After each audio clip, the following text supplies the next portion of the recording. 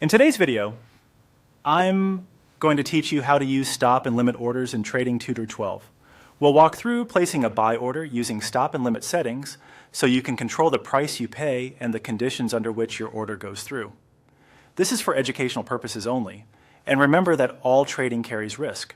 Start by opening Trading212 in your browser or the mobile app and signing in. Once you're in, head to the search bar and open the instrument you want to trade. I'll use a sample coin for this walkthrough, but the process is the same for stocks, ETFs, or other instruments. On the instruments page, take a moment to look at the current price and recent movement. This context helps you choose realistic order levels.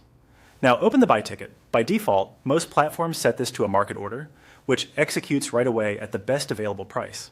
To control your entry price, switch to the option that lets you set, limit, stop. This is where you choose whether you want a limit buy or a stop buy. Here's a quick refresher. A limit buy order sets the maximum price you're willing to pay. If the market falls to your limit or better, your order can fill. Great for buying dips without overpaying.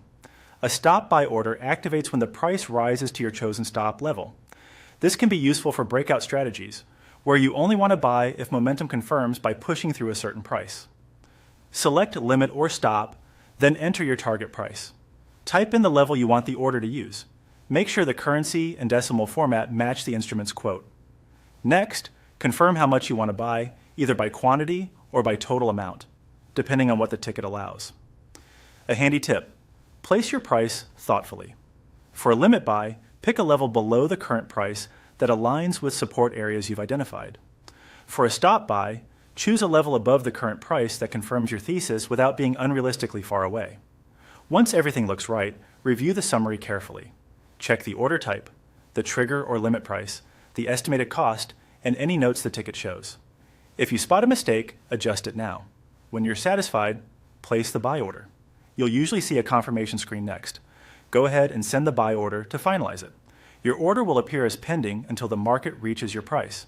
You can monitor, edit, or cancel it from your orders section before it triggers. That's it. You've set a stop or limit buy in Trading212, giving you more control over how and when your trade is executed.